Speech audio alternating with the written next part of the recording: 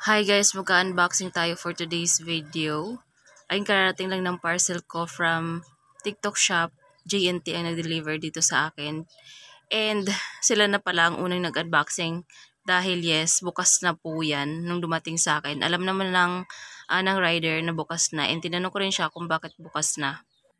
And ang sabi niya sa akin, nung kinuha niya daw doon sa branch ng JNT mismo is bukas na.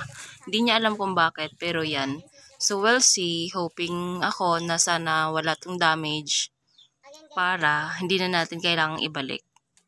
Lately nga sobrang nahilig na talaga ako sa mga solar lights, kaya itong buong bahay namin, halos lahat mga ilaw dito ay mga solar lights na talaga guys, dahil nakakatipid nga tayo dito sa kuryente.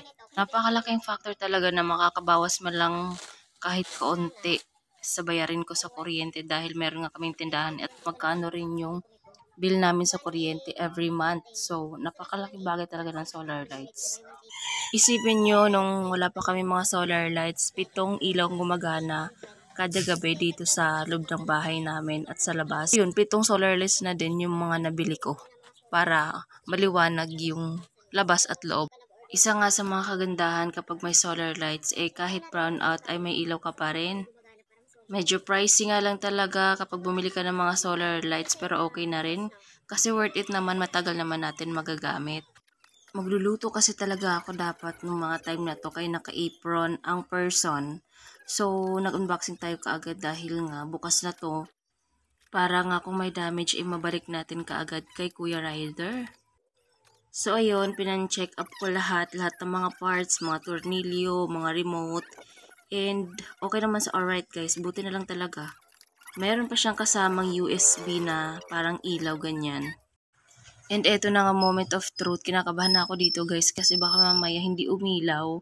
Kasi nga di ba binuksan nila, so ako kaba-kaba to the max dahil mahal din ang bili natin ito. And dinala ko dyan sa CR, bakit? Kasi kahit anong on ko talaga ay hindi siya gumagana. Yun pala, kailangan i-on nyo siya dito sa madilim na part, kasi kapag maliwanag masyado hindi talaga siya gagana kahit anong on nyo. Hindi talaga ako na-inform na yung mga solar lights na mga pang-outdoor pala dapat sa madilim na part talaga siya pagaganahin. Kasi kahit anong on nyo, kahit pabuang na kayo dyan mag-on-on, di pa rin siya talaga mag-on dry.